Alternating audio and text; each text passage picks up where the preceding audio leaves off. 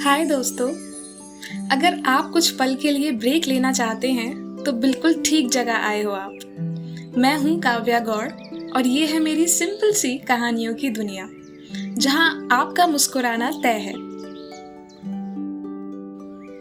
तो ये है हमारी कहानी अनजाने फरिश्ते का एपिसोड 2। एपिसोड 1 में हमने सुना कि कैसे शुभी एक स्कूल जाते बच्चे की मदद करती है और उसके पीछे के इंस्पिरेशन वाले पल को याद करती है। शुभी अभी भी घर को वापसी कर रही थी।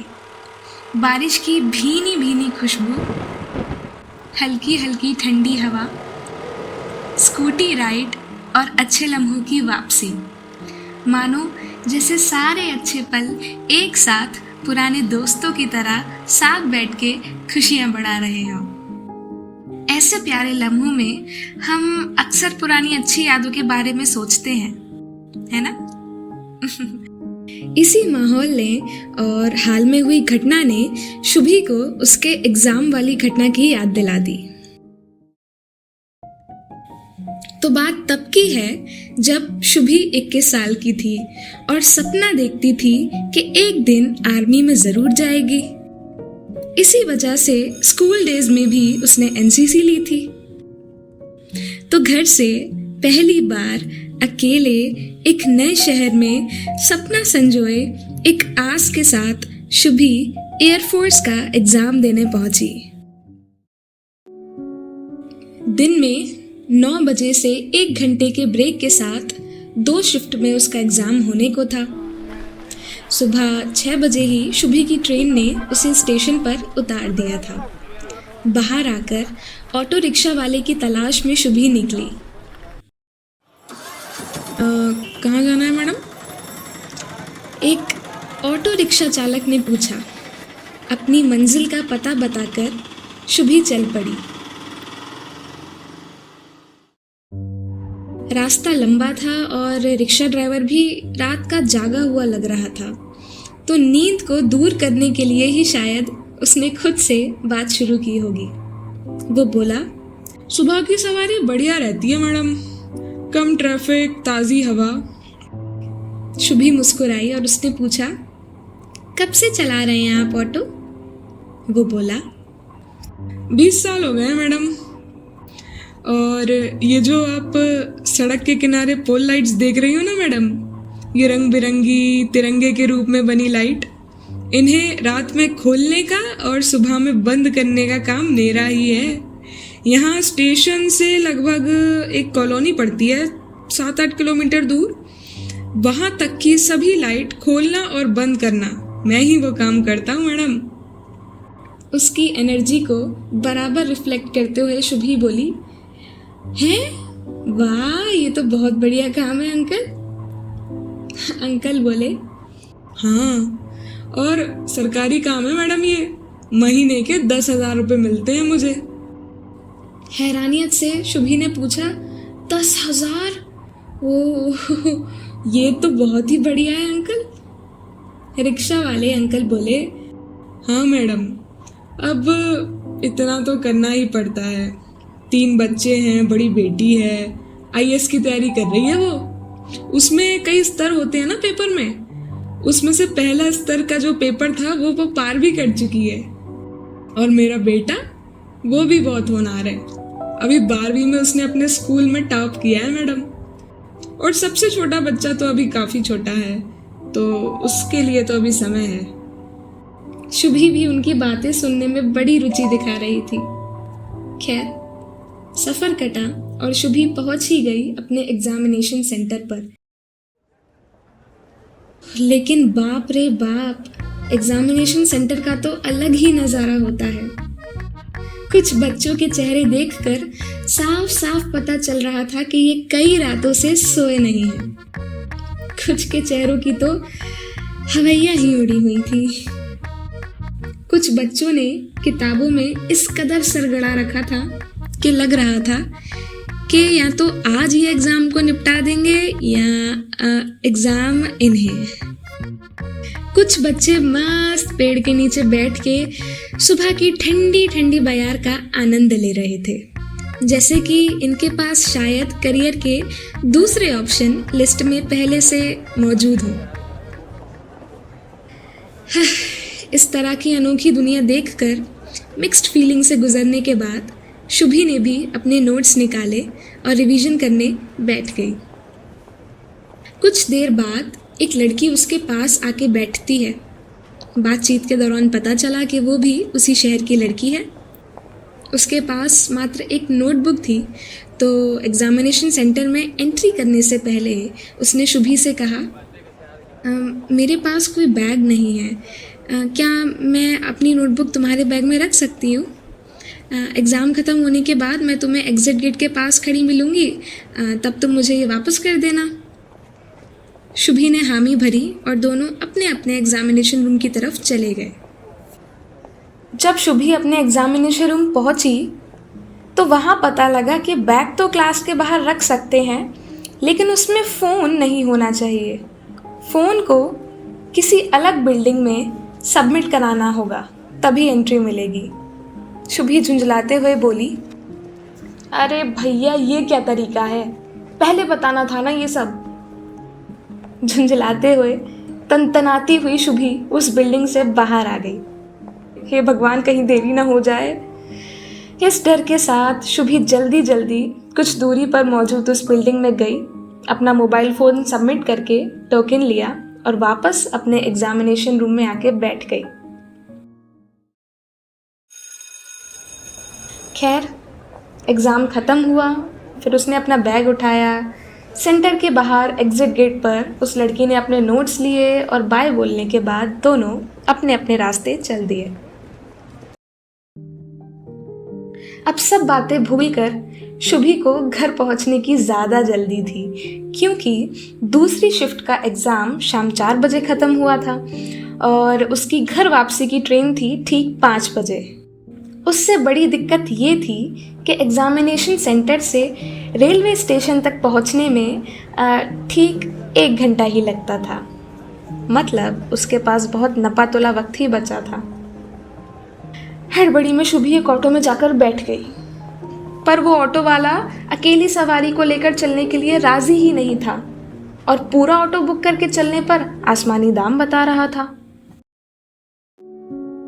शुभी परेशान हो ही रही थी कि तभी वो नोटबुक वाली लड़की अचानक से उस ऑटो में झांकते हुए बोली, हे, तुम्हें स्टेशन जाना है ना? मैं तुम्हें ही ढूंढ रही थी इतनी देर से। तुमने बताया था ना तुम्हारी 5 बजे की ट्रेन है। देखो, ऑटो से जाओगी तो तुम टाइम से बिल्कुल नहीं पहुंच पाओगी, इसलिए कह रही हूँ मेरे साथ चलो स्कूटी से। मदद की ज़रूरत तो शुभी को भी थी, तो जाहिर है उसने हाँ कर दी। अच्छा, मैंने आपको उस लड़की का नाम नहीं बताया, रुचि। उस नोटबुक वाली लड़की का नाम था रुचि। तो रुचि और शुभी दोनों स्कूटी के पास पहुंचे। शुभी ने देखा स्कूटी पर एक लंबी कदकाठी का लड़का बैठा हुआ था। उसकी शक्ल रुचि से मिल रही थी, तो शुभी ने अंदाज़ा लगाया कि शायद ये इसका भाई ही होगा।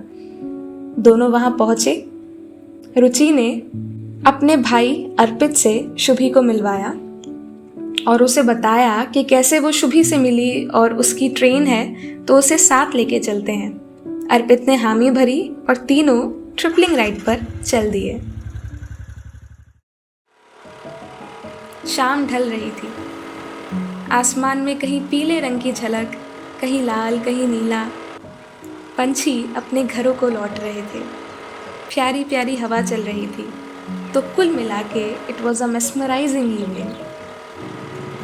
अगर ये रोज़ाना की तरह कोई शाम होती तो शुभी शायद इसे बहुत एंजॉय कर रही होती, लेकिन क्योंकि उसे अभी अपने ट्रेन पकड़ने की ज़्यादा जल्दी थी तो उसका सारा ध्यान बस अभी टाइम पर ही था। रिस्ट वॉच ना होने के कारण उसने जब अपने बैग में से टाइम देखने को फ़ोन निकालना चाहा तो उसकी जान ही निकल गई।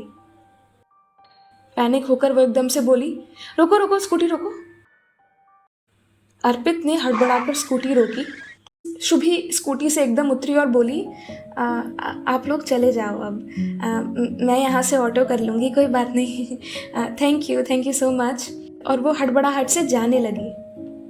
अर्पित और रुचि कंफ्यूज्ड चेहरे से शुभी को देख रहे थे कि अभी तो ये लड़की सही बैठी थी, अचानक से इसे क्या हो गया। रुचि ने बोला, क्या हुआ शुभी, बताओ तो, may be we can help. अब शुभी ने जो भी कहा वो एग्जाम सेंटर से रेलवे स्टेशन तक का आधा सफर तय करने के बाद सुनने में डेफिनेटली प्लीजिंग तो बिल्कुल नहीं था। शुभी बोली, सेंटर पर बैग तो पास में ही रखवाया था, लेकिन सेल फोन कहीं और सबमिट कराया था, जो मैं आफ्टर एग्ज़ाम वापस लेना भूल गई। अर्पित और रुचि ब्लैंक फेस के साथ अभी भी शुभी को देख रहे थे।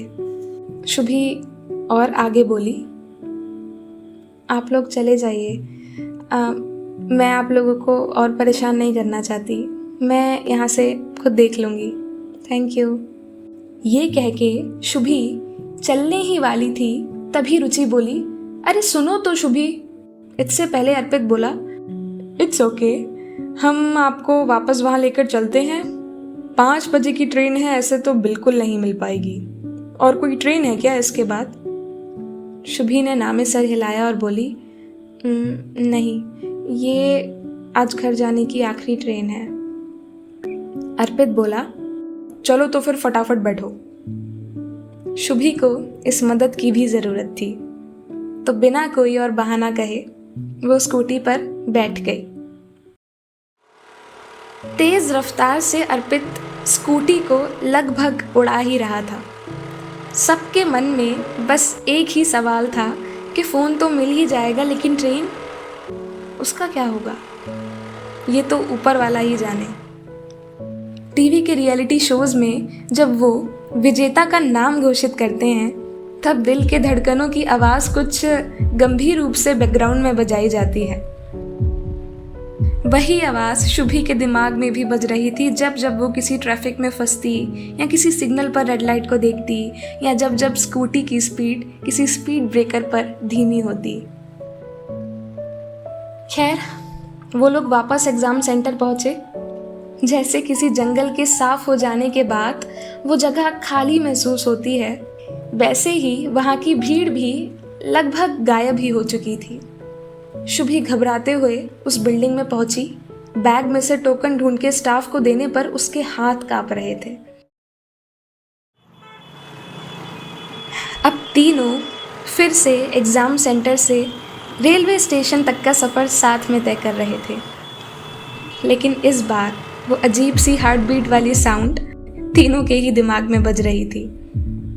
फ़ोन में टाइम देखा तो 5:45 हो रहे थे। शुभी ने अर्पित को टाइम बताया तो उसने स्कूटी और तेज चलानी शुरू कर दी। कई बार लोग अच्छे लम्हों में तो ऊपर वाले को शायद याद करना भूल जाते हैं, लेकिन ऐसी मुश्किल घड़ियों में वो उन्हें ज़रूर याद करते हैं। और ऊपर वाला इतना दयालु है कि कभी इस चीज़ की शिकायत नहीं करता। सब ठीक हो जाए तो वो उसकी मदद होती है, और सब ठीक अगर ना हो तो वो भी उसकी मदद या सबक या दोनों हो सकते हैं। ठीक 5:07 पर शुभी रेलवे स्टेशन पहुंची। शुभी के साथ साथ अर्पित और रुचि भी स्टेशन के अंदर भागे भागे पहुंचे और देखा कि पैसेंजर के लिए लगाए गए बड़े से इलेक्ट्रॉनिक डिस्प्ले बोर्ड पर वो ट्रेन अभी 25 मिनट लेट दिखा रहा था।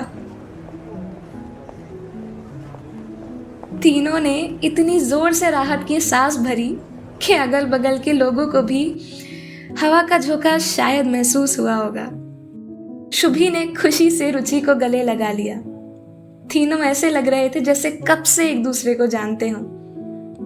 अर्पित बोला, चलो अब तो ठीक है, अब परेशान मत हो, आराम से जाओ घर, हम लोग भी निकलते हैं। शुभी ने हामी भरी और उनके जाने से पहले उनका शुक्रिया अदा किया। ये सारी चीज़ें होने के बाद इतनी गुंजाइश तो हो ही गई थी कि सोशल मीडिया हैंडल्स एक्सचेंज हो जाते। एक लास्ट बाय कहने के बाद वो लोग अपने अपने रास्ते चल दिए। कितना अजीब है ना, कभी कभी आपके मदद मांगने से पहले ही ऊपर वाला आपको खुद ही मदद भिजवा देता है। न जाने कौन किस वक्त फरिश्ता बनकर आ जाए। उस दिन ना वो शुभी को जानते थे ना शुभी उन्हें, पर कहते हैं ना, इंसानियत के लिए जानकारी नहीं नीयत ही काफी होती है। Intentions you know. उस दिन शुभी अजीबोगरीब एक्सपीरियंसेस के साथ साथ दो अनजाने लोगों से शायद काफी लंबे समय तक रहने वाली एक सीख, एक मोरल लेसन भी लेकर लौट रही थी। क्या पता आप भी कभी किसी की कहानी का खूबसूरत हिस्सा बन जाएं, वो भी शायद किसी मामूली सी मदद से। इसीलिए कभी मौका मिले तो किसी अनजाने के लिए वो बन जाइएगा जो शायद आपके लिए कभी कोई और बना था। तो बस कहानी खत्म, सोच चालू।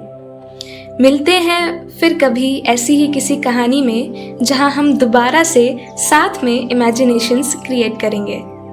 कहानी और उसका लेसन अगर आपको पसंद आया हो तो अपने दोस्तों से भी इसे ज़रूर शेयर कीजिए पहले एपिसोड के साथ।